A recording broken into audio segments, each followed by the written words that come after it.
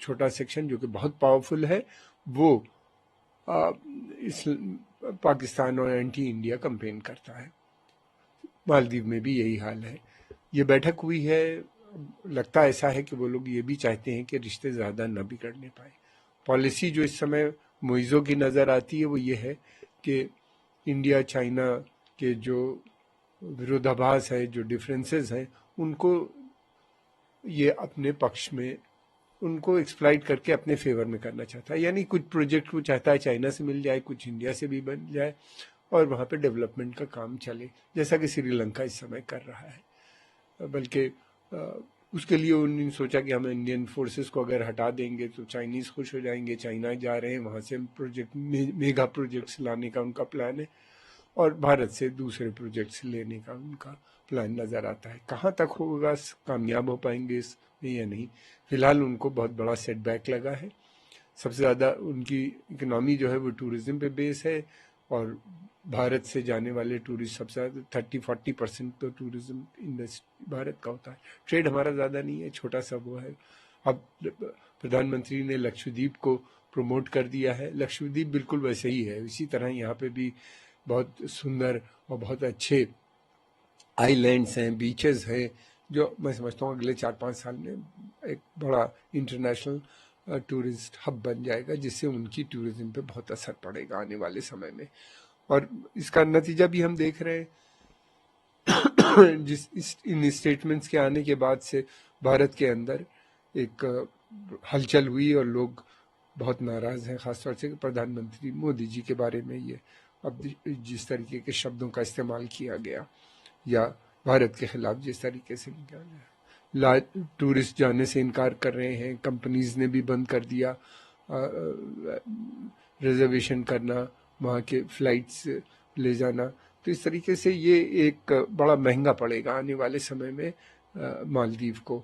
अब वो किस तरह से डील करते हैं आने वाला समय बताएगा, लेकिन ये है कि मुश्किल हो गई है। अब लक्षद्वीप ही भारत वाले जाएंगे। ये वो जगह लोग वहाँ जाते थे, शादियाँ करते थे, आइलैंड्स पे अलग अलग उनकी थी। अब ये सारी सुविधाएं यहाँ भी होंगी, यहाँ भी वैसे ही है।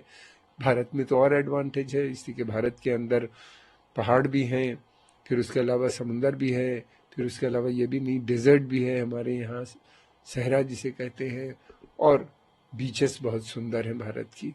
तो भारत जितना ऑफर करता है इतना कोई नहीं। फिर ये है कि भारत के अंदर खाना पीना, कल्चर, हमारे म्यूज़िक, डांस, सब चीज़ें जो होती हैं उसको देखते हुए मैं समझता हूँ आने वाले समय में लक्षद्वीप एक बहुत इम्पॉर्टेंट सेंटर टूरिज्म का बनेगा, जहाँ प्रधानमंत्री स्वयं गए और उसके बाद से लोगों की रुचि भी बढ़ गई है। सर, अब इजी माई ट्रिप के संस्थापक है प्रशांत पिट्टी, वो कह रहे हैं कि हमारी कंपनी ने हाल ही में मालदीव के लिए बुकिंग स्वीकार नहीं करने का निर्णय लिया है। इसका कारण पीएम मोदी की लक्षद्वीप यात्रा पर मालदीव के सांसद की पोस्ट पर विवाद है। यह निर्णय राष्ट्र पहले और व्यापार बाद में स्थापित करने के लिए। देखिए, भारत में इस समय नेशनलिज्म बहुत पीक पे है और ये कि कंपनीज हो चाहे इंडिविजुअल हो, सब ये देखते हैं कि राष्ट्र फर्स्ट, इंडिया फर्स्ट, राष्ट्र फर्स्ट की बात करते हैं। और ये एक बड़ी कंपनी है जो कि हम हर साल बड़ी संख्या में यहाँ से भारत से पर्यटन को वहाँ पे भेजती थी।